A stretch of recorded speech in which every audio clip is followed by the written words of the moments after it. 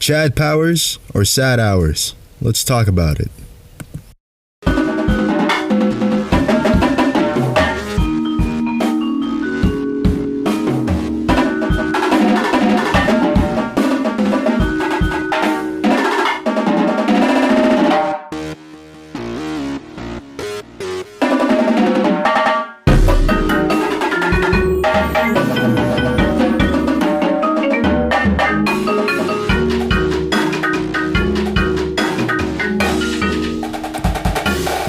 Hello everyone, welcome back to the Highlight Reel.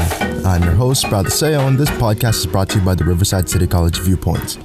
You can read our full articles online on viewpointsonline.org or listen to the many podcasts here on the Viewpoints Network.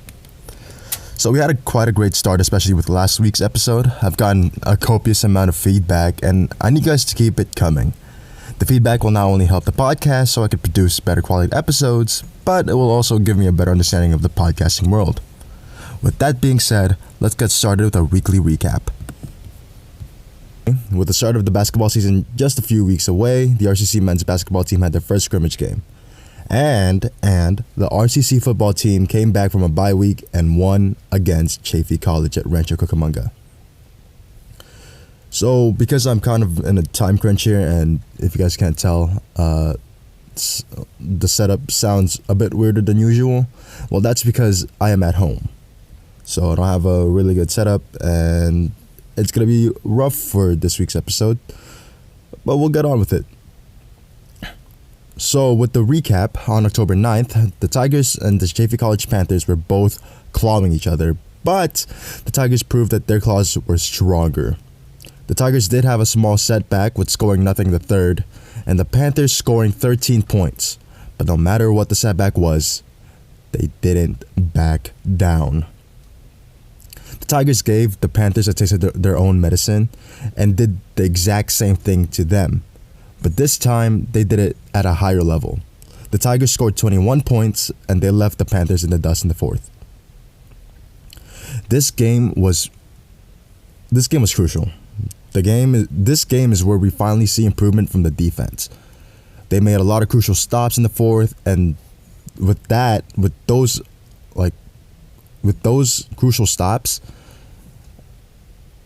the Tigers had 3 unanswered touchdowns to close out the night.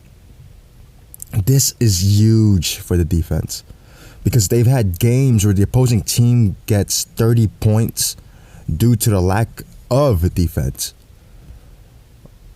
But with this game, they proved themselves. They fought hard and kept the opposing team from getting that 30 points or even getting above 30 points. Nonetheless, the Panthers were close to having 30 points because they had 27 by the end of the game. But any improvement is great improvement. So this was a great job by the defense, and you can really see that the bye week did pay off for them. So great job to the boys in orange and great job to the coaching staff. Guys, keep the momentum coming and stay aggressive. You guys just need to stay aggressive. And if this isn't proof that you guys need to stay aggressive, then I don't know what is. So this podcast episode, with that being said, because I am kind of in a time crunch, we're not going to do RCC Sports News of the Week.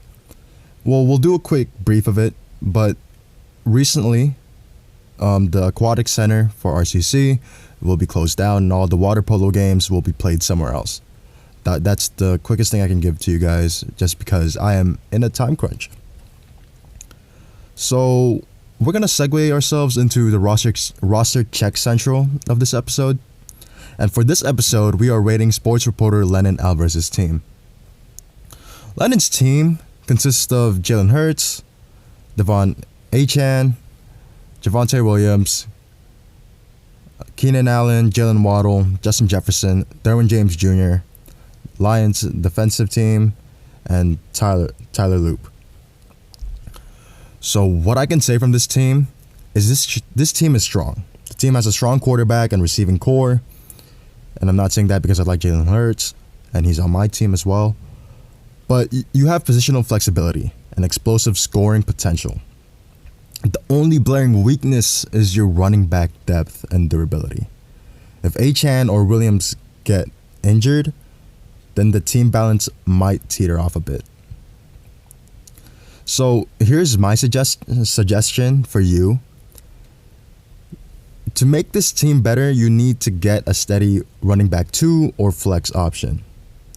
So if you can get James Cook, because he gets steady receptions and he has some solid yardage, go get him for the bench or I don't know, but get him as a backup.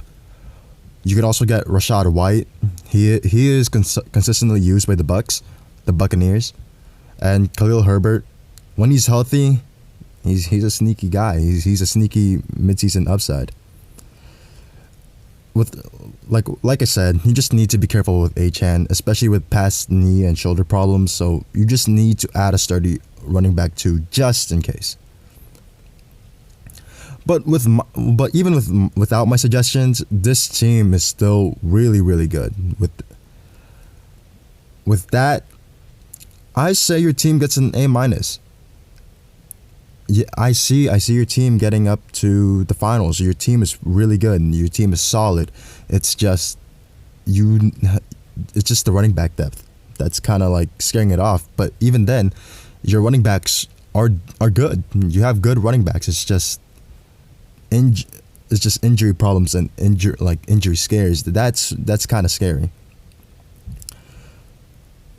So, if you want your fantasy football team to be rated, send your team at viewpoints@rcc.edu. It will be sent to our Viewpoints email, and I'll get it sometime during that week. But before we segue to our sports movie show critiques, let me tell you guys about the next Viewpoints podcast. The Viewpoints Network is happy to announce a new podcast called What's the Issue? A monthly podcast hosted by Life Assistant Editor Nova Reyes that overviews that month's Viewpoints issue and dives deeper into the articles by having the writers talk about the article themselves. I think the pilot episode came out a few days ago as of October 17th. I think it came out on October 13th. Do not quote me on that. But I think the pilot episode is out. So please go watch it. Or go listen to it, sorry. And I'm pretty sure it's about Taylor Swift's new album. I don't know, but the last time I used the recording session or the recording booth, that's what they were talking about. So, if I spoiled it, sorry. With that being said, let's segue into Analyze the Tape, where we talk about sports TV and movies and we critique them. So, the sports show for this week is Chad Powers. If you guys don't know who Chad Powers was like a goof character made by Eli Manning. He went undercover at Penn State with the walk-on tryouts, and they decided to make a show out of it. And I'm not gonna lie, guys. This show is a stinker. It's very mid. I shouldn't say it's a stinker. It's just mid. Like, I'm pretty sure there's 4 episodes already. There might be 4 episodes and I still need to watch it. I've only watched 2.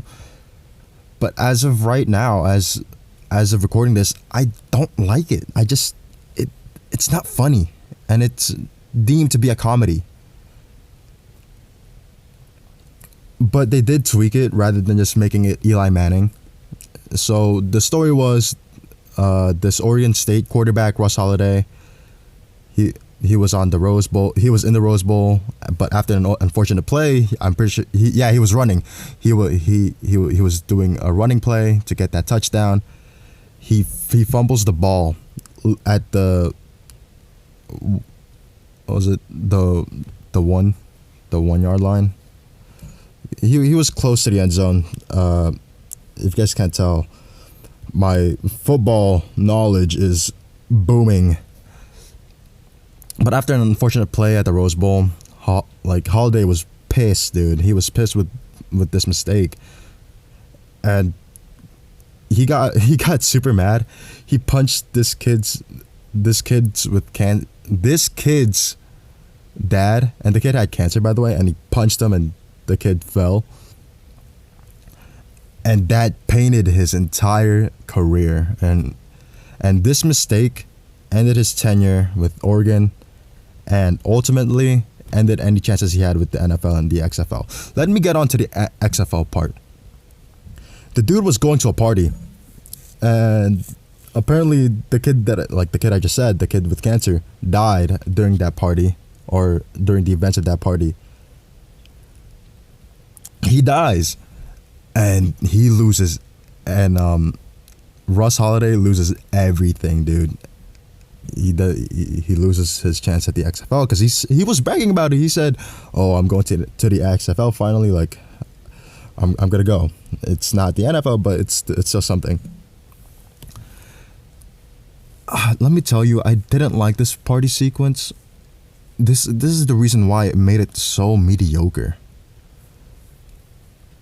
They put too many corny references, like.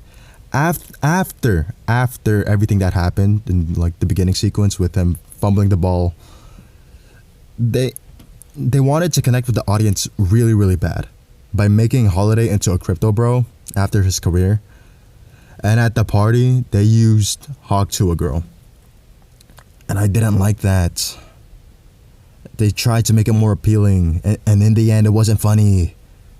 Using memes for a show, especially with memes coming and going nowadays, you can tell that this show was filmed a year ago. And I searched it up. It was filmed a year ago.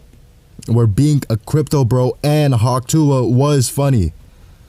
Adding these memes made it dated, and they put themselves in a situation where they had a specific time limit to make this show. If this show is gonna be a comedy, make actual jokes, rely on actual jokes. That's why comedy movies and TV shows stand the test of time, because they don't make time-sensitive references. The characters of the show are also like very, very, very boring. Russ meets the school mascot, and with no hesitation, literally none. As soon as they meet, he agrees to help Russ Holiday. They become buddy with each other. Also, the characters are just really, really bland. There's a character named Coach Ricky, the daughter of the head coach, and she's so awkward with any interaction she has with any character, her father, anybody, or Russ / Chad. It's super, super awkward, and I genuinely it pisses me off. This show is still ongoing, so it may change while it continues, but as of right now, I'm giving this show a solid 5 out of 10. I'll keep doing another review once this show has ended, but it's just so mid, man. It's just so mid. With that being said, let's get to the MLB playoff picture as of October 17th. We're inching closer and closer to the World Series, guys.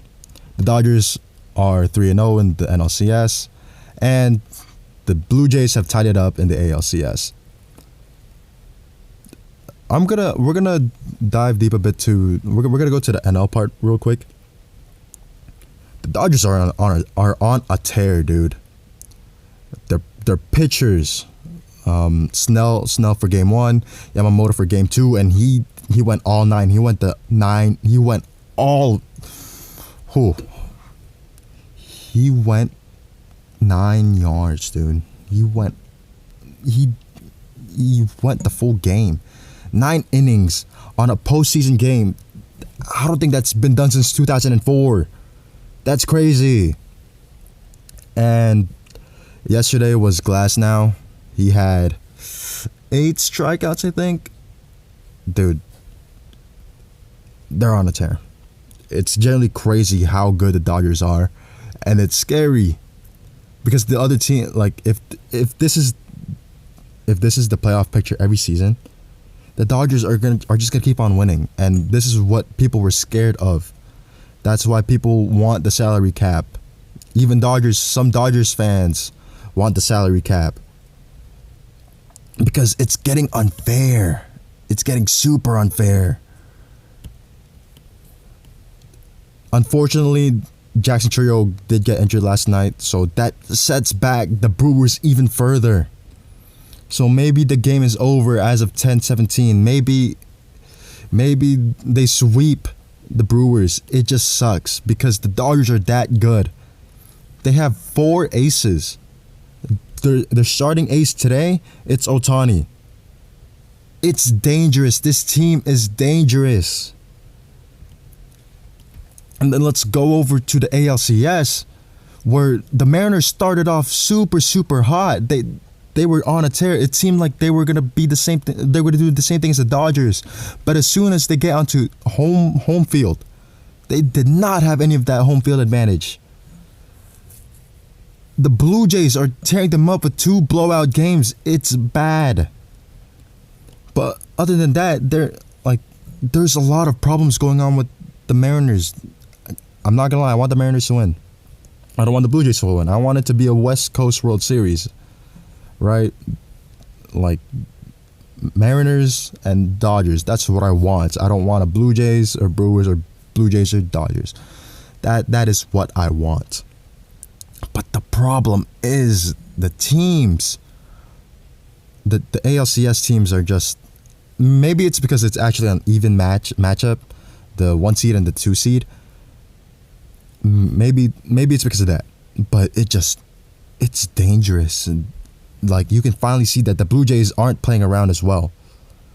They're back up. It's 2s. They don't have that Kobe mentality where he was like, what's there to be happy about? Job's not finished. And that's what Mookie said last night for the Dodgers. He said, yeah, we're up 3-0. So what? Like what Kobe said, job's not finished. The job isn't finished, and I feel like the Mariners just relaxed a bit, and they need to get it back. But shout out to the Blue Jays as well. They're doing really, really good. They're going off, man. 2 blowout games against the Mariners. Insane. With that being said, guys, thank you guys for watching and listening to the highlight reel. I'm your host, Brylle Deseo, and I'll see you guys